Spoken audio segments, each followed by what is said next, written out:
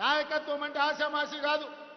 యుద్ధం అంటే ఉపన్యాసాలు ఇచ్చుడు కాదు, మైకులో పెద్ద పెద్ద సంభాషణలు చెప్పుడు కాదు. యుద్ధం అంటే ధైర్యం ఉండాలి, యుద్ధం అంటే వెన్నెముక ఉండాలి, యుద్ధం అంటే యుద్ధ తంత్రం ఉండాలి, యుద్ధ నీతి ఉండాలి, గుండెల్లో ధైర్యం ఉండాలి. గుండెల్లో ధైర్యం ఉన్న నాయకుడే యుద్ధాన్ని గెలిపిస్తాడు, యుద్ధ తంత్రాన్ని పన్నగలుగుతాడు.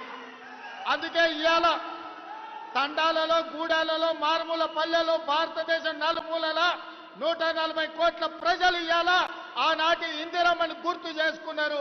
1967లో చైనా అతి తెలివితేటలు ప్రదర్శించి భారతదేశం మీద యుద్ధం ప్రకటించింది. ఆనాటి ప్రధానమంత్రి శ్రీమతి ఇందిరాగాంధీ గారు తిప్పి కొట్టడమే కాదు, చైనాను ఓడించి మోకాళ్ళ మీద కూసబెట్టి చైనాకు గుణపాఠం చెప్తే మన్న జరిగిన చైనా దురాక్రమణ 4000 స్క్వేర్ కిలోమీటర్లు ఈరోజు భారత భూభాగాన్ని ఆక్రమించుకున్నారు. కర్నల్ సంతోష్ బాబు సూర్యాపేట కోదాడ బిడ్డ, ఉత్తమ్ కుమార్ రెడ్డి గారి నియోజకవర్గానికి సంబంధించిన కర్నల్ మన ఆర్మీ జవాన్ను చైనా పొట్టన పెట్టుకుంటే కనీసం నరేంద్ర మోడీ గారు చైనాకు తిరిగి జవాబు చెప్పే పరిస్థితిలో లేరు.